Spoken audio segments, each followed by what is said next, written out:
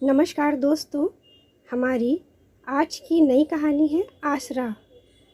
गाड़ी में बैठते हुए सुरेखा देवी इतना तो समझ गईं कि बेटा बहू उनसे कुछ छुपा रहे हैं, पर क्या, यह नहीं समझ पाईं। लगभग 15-20 मिनट बीतने पर उन्होंने बेटे से पूछा, कितनी देर में पहुँचेंगे? बस 10 मिनट और माँ, यही मेरे ऑफिस जाने का रास्ता है, समर्थ ने कहा। अच्छा, इतनी दूर है तुम्हारा ऑफिस? सुरेखा ने पूछा। नहीं तो माँ, केवल आधे घंटे की ही दूरी है। वो तो ट्रैफिक की वजह से टाइम लग जाता है, समर्थ ने उत्तर दिया। सुरेखा देवी ने पीछे मुड़कर एक नज़र पीछे बैठी बहू पर डाली, जो उनकी बातों से बेखबर अपने मोबाइल में व्यस्त थी। उन्होंने गर्दन घुमाई और खिड़की के बाहर देखने लगीं। ठीक 10 मिनट बाद गाड़ी एक बड़ी सी बिल्डिंग के बाहर रुक गई। समर्थ ने उतरकर गाड़ी का दरवाज़ा खोला। सुरेखा देवी नीचे उतरी। समर्थ उनका हाथ पकड़कर बिल्डिंग की ओर ले चला। उन्होंने हैरानी से पूछा, क्या तुम नया मकान बनवा रहे हो? अरे नहीं माँ, आओ तो सब बताता हूँ, कहकर समर्थ उन्हें बिल्डिंग के अंदर ले आया। बहू नीरजा भी चुपचाप पीछे आ गई। उसकी खामोशी सुरेखा देवी को अखर रही थी। अंदर कमरे में पहुंचते ही एक व्यक्ति उठकर समर्थ के पास आया और हाथ मिलाते हुए बोला, आइए, मैं आपका ही इंतज़ार कर रहा था। सुरेखा देवी को पास पड़ी कुर्सी पर बैठाकर समर्थ बोला, मैनेजर साहब, ये मेरी माँ हैं, इनको ही यहाँ सब दिखाना है। उसने हाथ जोड़कर सुरेखा जी को प्रणाम करके कहा, अच्छा हुआ जो माताजी खुद ही आ गईं, एक बार अपनी तरफ से भी संतुष्टि कर लें। सुरेखा ने प्रश्नवाचक दृष्टि से समर्थ की तरफ देखा। वह कुछ कागज हाथ में लिए मैनेजर के पास खड़ा था। उनकी तरफ पलट कर बोला, माँ, आप मैनेजर के साथ जाकर एक बार अच्छी तरह सब देख लीजिए। कहीं कुछ कमी लगे तो बता दीजिएगा, पहले ही ठीक हो जाएगा। सुरेखा देवी उठ खड़ी हुई। मैनेजर के साथ चली तो बहू नीरजा भी साथ चल दी। छोटा सा गलियारा पार कर 3 कमरे बने थे। कमरे बड़े बड़े और हवादार थे। रोशनी भी भरपूर थी। कमरों में सारी सुविधाएं उपलब्ध थीं। कहीं कुछ कमी नज़र नहीं आई। ऊपर भी वैसे ही कमरे थे। साथ में लगी हुई बालकनी थी। नीचे एक बड़ा कमरा बना था, जिसमें एक तरफ खाने की मेज़ें लगी थीं और दूसरी तरफ टीवी देखने की व्यवस्था की गई थी। उनसे रहा ना गया। आखिर बहू से पूछ बैठी, यह सब क्या है नीरजा? माँ, ये उन बच्चों के लिए घर बन रहा है जिनका कोई नहीं होता। वही आपको दिखाने लाए थे। मुझे क्यों? सुरेखा ने सकपका कर पूछा। दरअसल हम दोनों तो ऑफिस चले जाते हैं और बंटी भी हॉस्टल में है। अब आप दिन भर घर में अकेली रहती हैं, इसलिए हमने तय किया कि एकाएक समर्थ को आते देख नीरजा चुप हो गई। समर्थ ने मैनेजर से पूछा, कल तक सारा काम हो जाएगा ना? मैनेजर बोला, हाँ हाँ, अंदर का सब काम हो चुका है, बस बाहर बोर्ड लगना रह गया है। वह भी कल शाम तक हो जाएगा। आप परसों 11 बजे तक आइएगा। पहले उद्घाटन होगा, फिर उसके बाद ही प्रोसेस शुरू हो जाएगा। ठीक है, कहकर समर्थ बाहर की तरफ बढ़ गया। पीछे पीछे सुरेखा देवी भी बहू के साथ चल दी। घर आकर उन्होंने ना कुछ कहा ना पूछा। रात को खाना खाते समय भी सामान्य बनी रहीं। अगली सुबह जब पूजा करने जा रही थी, तभी समर्थ का स्वर सुनाई दिया, नीरू, तुमने माँ को सब बता दिया क्या? नहीं, सब नहीं, नीरजा ने उत्तर दिया। अच्छा ठीक है, शाम को बात करता हूँ। उनके लिए यह उतना सहज नहीं होगा। ठीक है, नीरजा बोली। दोनों के इस वार्तालाप से सुरेखा जी का मन विचलित हो गया। बहू बेटा उनसे क्या छिपा रहे हैं?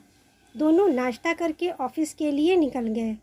नाश्ता करके वह भी बाहर बनी बालकनी में कुर्सी पर बैठ गईं। हल्की धूप के साथ ठंडी हवा का स्पर्श सुखद लग रहा था।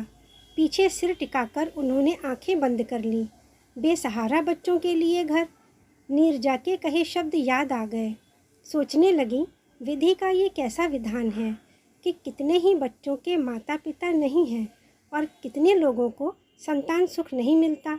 उनको भी नहीं मिला। समर्थ उनका अपना बेटा नहीं, पर उन्होंने उसे बेटे से बढ़कर ही माना है। अतीत के पन्ने स्वतः ही पलटने लगे।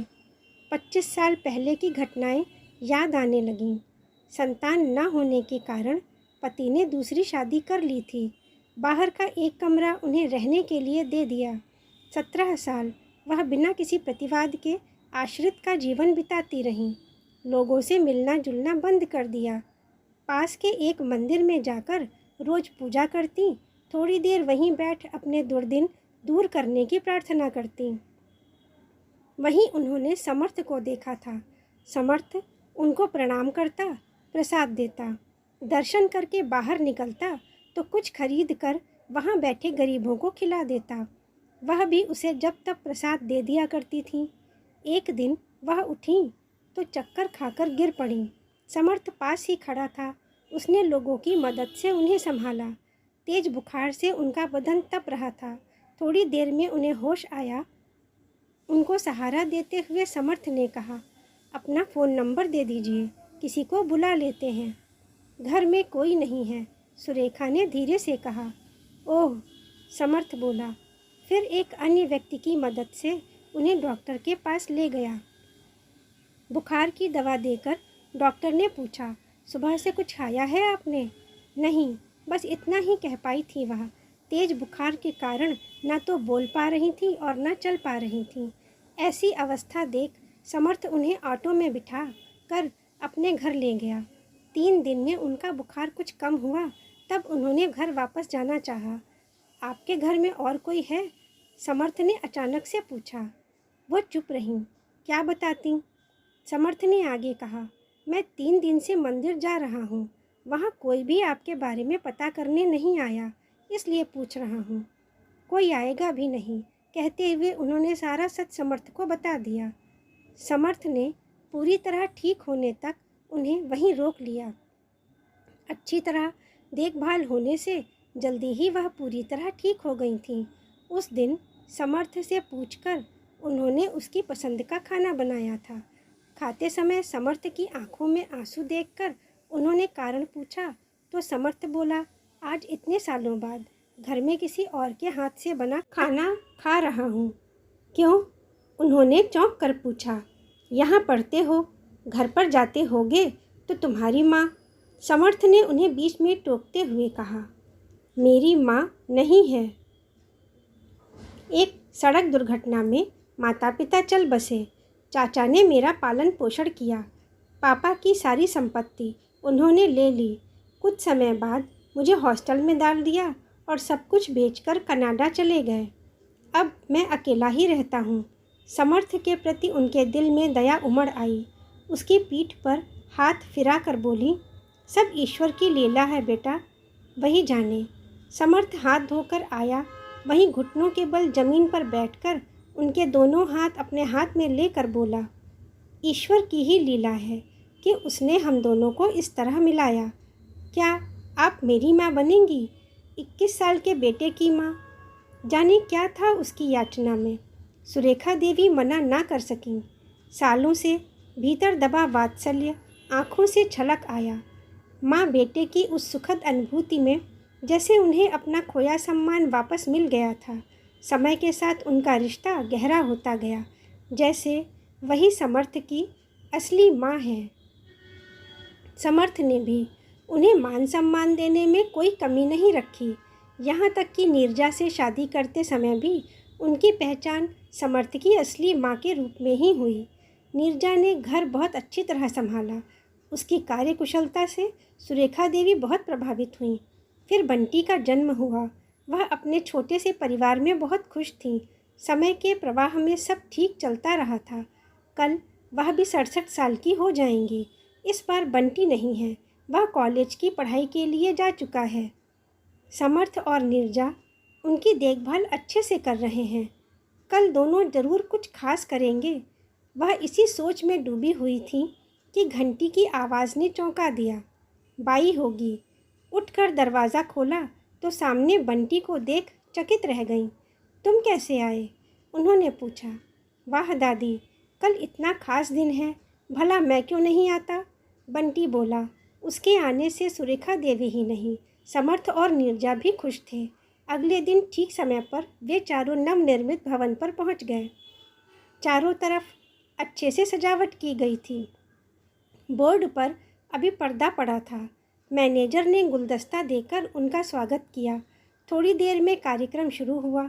मैनेजर ने बाल आश्रम का परिचय देते हुए उद्घाटन के लिए जब उनका नाम पुकारा तो वे चौंक पड़ी। समर्थ उन्हें मंच की ओर ले गया। उन्होंने शिलालेख का उद्घाटन किया।